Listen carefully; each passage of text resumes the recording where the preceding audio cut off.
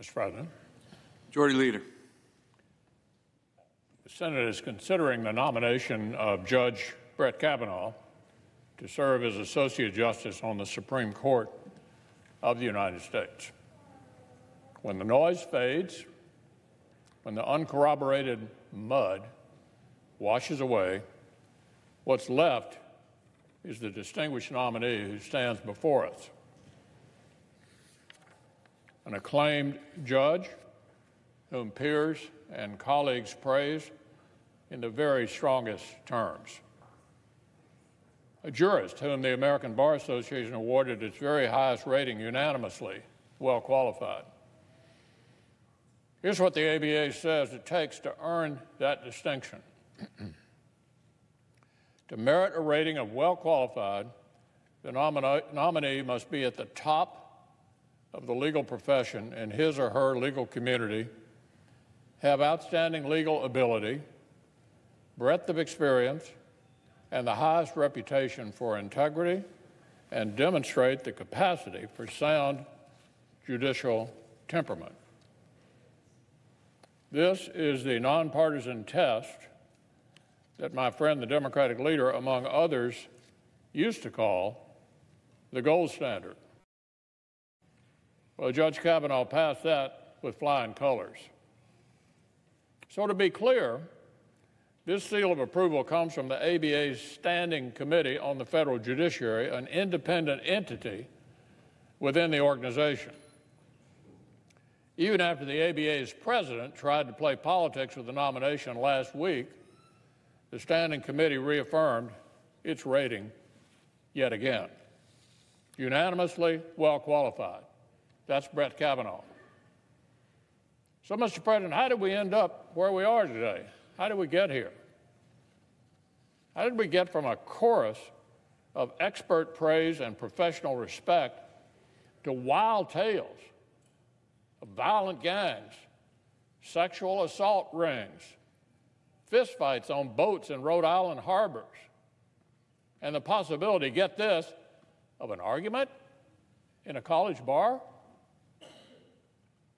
An argument in a college bar? Several weeks ago, a confidential allegation of misconduct from nearly 40 years ago was leaked to the press. Since then, other allegations have poured forth. Many were just patently ridiculous. A feeding frenzy of ridiculous accusations. Well, while some cheered on the feeding frenzy for political purposes, Judiciary Chairman Chuck Grassley and his staff rolled up their sleeves and went to work. They promptly investigated the varied allegations that materialized at the last minute. Chairman Grassley reopened the public hearing so Dr. Ford and Judge Kavanaugh could speak directly to those claims under oath. That was after, by the way, he offered Dr. Ford the option to tell her story at any place of her choosing, either here or in California, either in public or in private, either with staff or with members, an offer that, according to Dr. Ford's testimony, was seemingly never actually communicated to her by her lawyers, despite a professional requirement to do so. Now, of course, the FBI has completed a supplemental background investigation and delivered its results to us here in the Senate. Mr. President, this is now the seventh time the FBI has thoroughly reviewed Judge Kavanaugh's background. 7 FBI investigations. So what have we learned? What do the facts and the evidence tell us after 7 FBI investigations? The fact is that these allegations have not been corroborated. None of the allegations have been corroborated by the 7th FBI investigation. Not in the new FBI investigation, not anywhere. So none of these last-minute allegations have been corroborated, as is confirmed by the 7th and latest FBI investigation. As Chairman Grassley stated this morning, neither the Judiciary Committee nor the FBI could locate any third parties who can attest to any of these allegations. No backup from any, including those specifically named as eyewitnesses by the people who brought the allegations in the first place. Let me say that again. No backup from any witnesses, including those specifically named as eyewitnesses by the people who brought these allegations. In addition, one person has completely recanted their whole wild story. Another accuser went on television and backpedaled from many of their own ridiculous charges. So the facts do not support the allegations levied at Judge Kavanaugh's character. Instead, many of the facts actually support Judge Kavanaugh's strong, unequivocal denial, which he repeatedly stated to committee investigators under penalty of felony, which he firmly restated under oath last Thursday before the full committee and the American people, which aligns with the testimony of hundreds, literally hundreds of character witnesses who've known him over the years. For goodness sake, this is the United States of America. Nobody is supposed to be guilty until proven innocent in this country. Nobody is supposed to be guilty until proven innocent in the United States of America. The Senate should not set a fundamentally un-American precedent here. Judge Kavanaugh's right to basic fairness does not disappear just because some disagree with his judicial philosophy. Our society is not a place where uncorroborated allegations of misconduct from nearly 40 years ago, allegations which are vigorously disputed, can nullify someone's career or destroy their reputation. Is that what the Senate's going to be known for? Your nomination comes up here, and we destroy your reputation.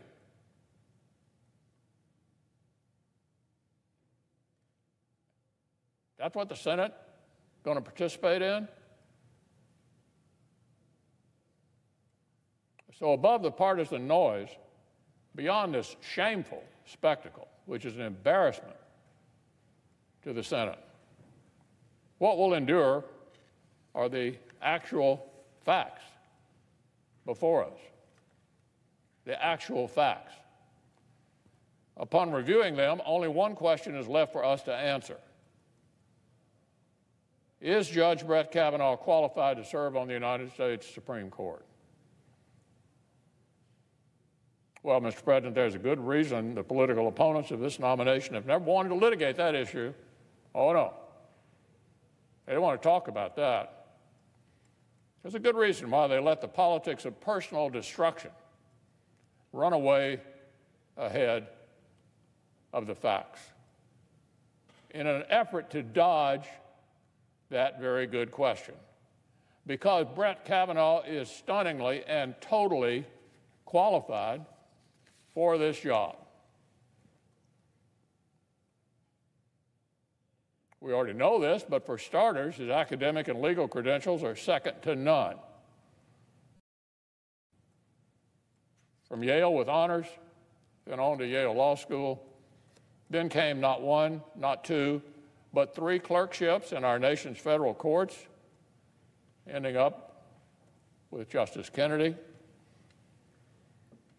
His career continued with work in the Office of Independent Counsel and the Office of White House Counsel, and that was only the beginning. for the last 12 years. Widely considered the second highest court in our land, the D.C. Circuit Court of Appeals. Written more than 300 judicial opinions. Several have formed the basis of later rulings by the Supreme Court itself. The litany of accomplishments is a fact. A fact. It's a matter of public record. But just as telling are all the accounts of Judge Brett Kavanaugh, the person, that have been volunteered by those who've known him every step of the way over the years. We've heard from literally hundreds of character witnesses who heaped praise on the Brett Kavanaugh they know. The loyal friend and teammate, the standout student, the talented, hardworking colleague, the brilliant legal writer, the respectful role model and mentor, particularly to women, the devoted husband, father, and coach. These letters and recorded testimony were offered by men and women with nothing to gain for themselves. They were just glad to tell the truth about a nominee who they know possesses the character, temperament, and qualifications for this important job.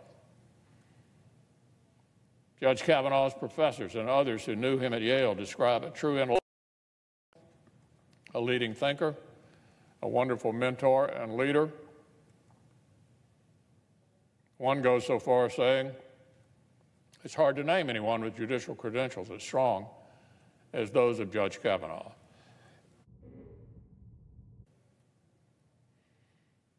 His former law clerks, in full-throated support, say that Judge Kavanaugh's work ethic flows from a fundamental humility. They say he gives unflinching, honest advice and listens carefully to the views of his colleagues and clerks, even when they differ from his own.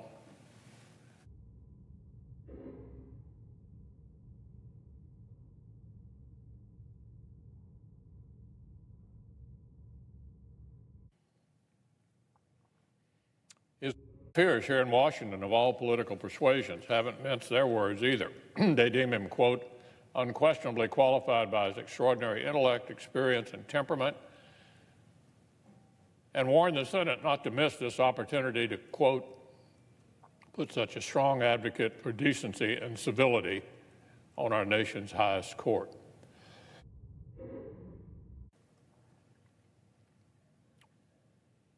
So, Mr. President, let's not lose sight of the opportunity before us.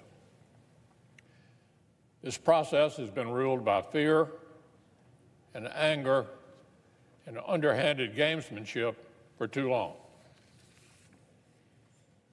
Time for us to stand up to this kind of thing. We owe it to the American people not to be intimidated by these tactics. We owe it to the American people to underscore that you're innocent until proven guilty. It's the Senate that's on trial here, Mr. President. What kind of image will we convey to the public? Can we be scared by all these people rampaging through the halls, accosting members at airports, coming to their homes? They're trying to intimidate the Senate into defeating a good man. Are we going to allow this to happen in this country?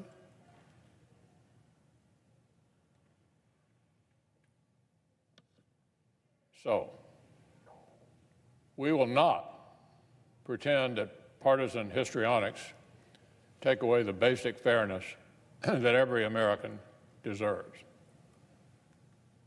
We will not be hoodwinked by those who have tried hard to smear this good man, to drag him through the mud.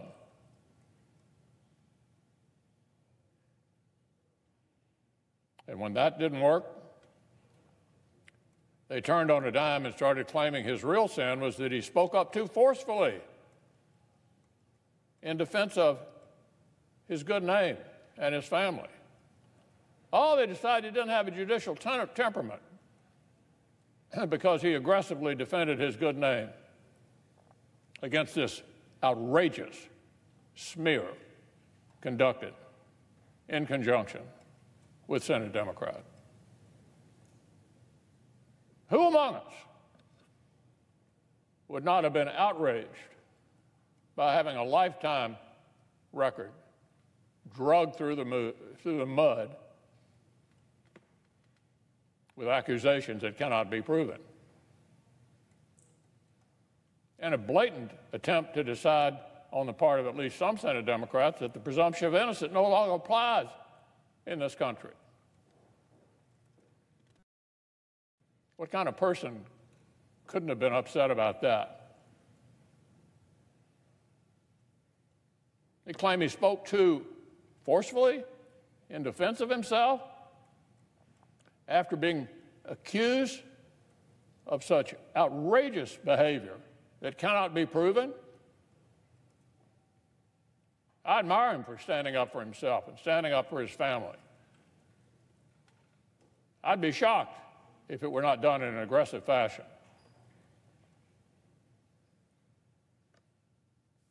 For goodness sake. So let's reclaim this moment for what it should be: a chance to elevate a stunningly talented and impressive jurist to an important office for which he is so well qualified, so completely and totally qualified. A golden opportunity to give our great nation precisely the kind of brilliant, fair-minded, and collegial Supreme Court justice that the court deserves. This, Mr. President, is the good that senators will have an opportunity to do. We have a chance to do good here and to underscore a basic tenet of fairness in our country. So I filed cloture on the nomination yesterday evening, and I'll be proud to vote to advance this nomination